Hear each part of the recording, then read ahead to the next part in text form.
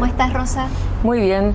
Tal cual lo prometimos en programas anteriores, hoy vamos a hablar de otro tema muy importante y que te incumbe a vos por haber ejercido la profesión de profesora durante muchos años.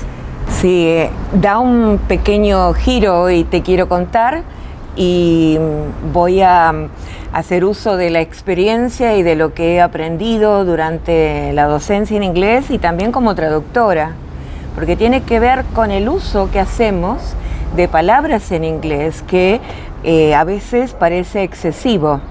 Claro, hay muchas palabras que estamos acostumbrados a escucharlas diariamente, como Wi-Fi, backup, pendrive, bueno, etcétera, etcétera, que son palabras en inglés y que nosotros, ahora me vas a contar vos si es porque no tienen una traducción, si es porque estamos acostumbrados a usarlo en la lengua inglesa, ¿qué pasa? Pero forman parte de nuestro lenguaje cotidiano. Sí, así es. Bueno, hay quienes toman posiciones bastante antagónicas con respecto al uso de vocablos que no son los de la propia lengua, ¿no? Ya sea en este caso inglés, francés o cualquier otra lengua extranjera. Entonces, la pregunta que por ahí surge es ¿por qué los usamos? ¿Está bien usarlos o corremos riesgo de hacer el ridículo si lo usamos inapropiadamente? Vos mencionabas algunos que han venido de la mano de los avances tecnológicos. Y hay una palabra que por ahí se usa con relación a la intromisión de estas palabras en el español, que es conquista o invasión. Pero yo me tomo la libertad de no elegirlas a estas palabras porque me parece que me posicionaría en un lugar que me resultaría incómodo. Yo prefiero verlas como un enriquecimiento en la mayoría de los casos. Hay razones que avalan a veces la elección. Hay tecnicismos, por ejemplo, de la mano de distintos campos como el de la arquitectura, la medicina, la tecnología. Bueno, vienen algunos vocablos que uno los adopta, sobre todo los profesionales de cada una de esas áreas, porque son universales. Claro, se me ocurre, por ejemplo, en la medicina, el bypass. Exacto. Sí, hasta que hay casos en los que se castellanizan esas expresiones. Y también hay palabras que no tienen traducción, por ejemplo, software. Exacto, software, hardware.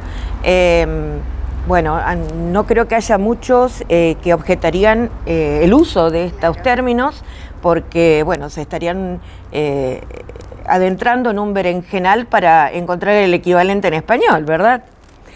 El español es un idioma que tiene muy rico, con un caudal de palabras, un vocabulario amplio, en tanto que el inglés es mucho más sintético y a veces eso prima cuando el hablante decide elegir tal o cual palabra.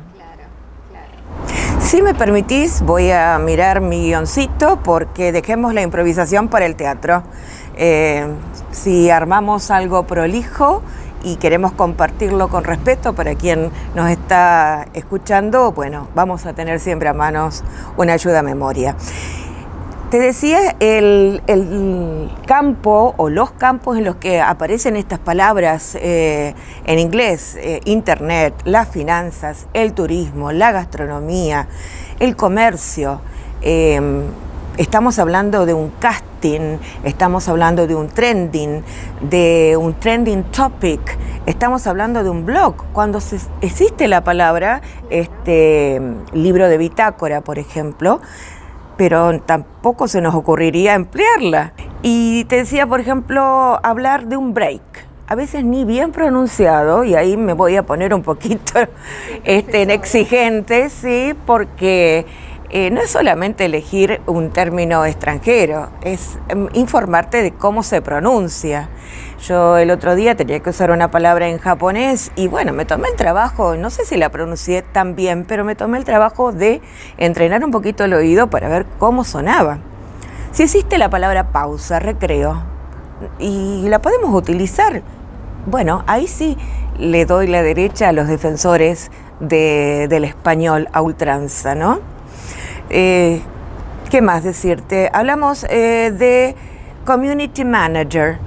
A veces, nuevamente, hay quienes se traban ya con la primera sílaba de la pronunciación y podés hablar perfectamente de un gerente de medios. ¿Por qué, si tenemos un idioma tan rico, reemplazar esas palabras, verdad? Nuevamente, depende del contexto, claro, que puede avalarlo más o menos a ese uso. Y yo te decía hoy que no me gustaba la palabra colonización o invasión. Hay un autor por ahí que habla del revoloteo de que ciertas palabras extranjeras flotan en el contexto del español. Algunas van a quedar, y por eso los lingüistas, cuando hacen las revisiones para, por ejemplo, en la Real Academia Española o en cualquier trabajo editorial de elaboración de diccionarios, se van fijando cuáles son las que tienen más uso. Y de allí, de ese muestreo, de ese análisis de campo, y van a coincidir o no en la incorporación a la lengua, en este caso al español, de esos vocablos. Entonces, tengo millones de cosas para decir porque empiezo y me entusiasmo con este tema del idioma. Bueno, pero tenemos un idioma muy rico y todos los extranjeros que comienzan a estudiar el español siempre comentan lo mismo, que es muy difícil. Es muy difícil y tratan de hablarlo, pero les lleva años aprenderlo bien.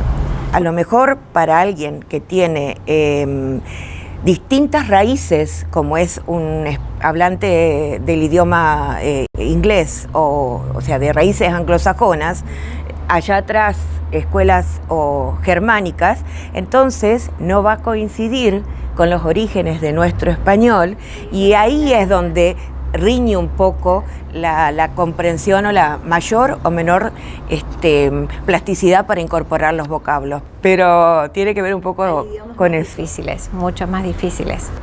Entiendo que sí, sobre todo por cuestiones de escritura, o sea, de su grafía, ¿no es cierto?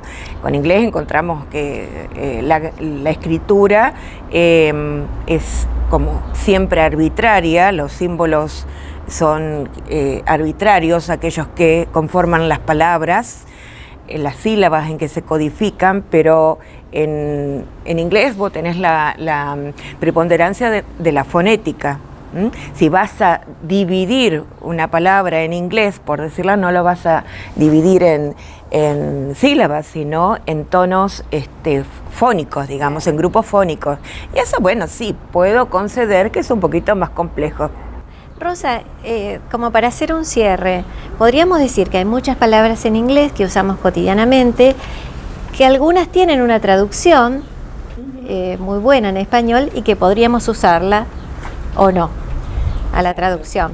Exacto. Pero ante un vocablo mal pronunciado es preferible buscar el significado en español. Sí, así es. Y ultimísima reflexión, todos los idiomas han incorporado en algún momento de su historia palabras extranjeras y con eso se han enriquecido. Yo destaco más ese aspecto al otro. Multicultural. Exactamente. Bueno, muchísimas gracias, Rosa. No, a vos, Edith. Hoy, como siempre, quédate allí porque en un ratito hacemos el cierre del programa.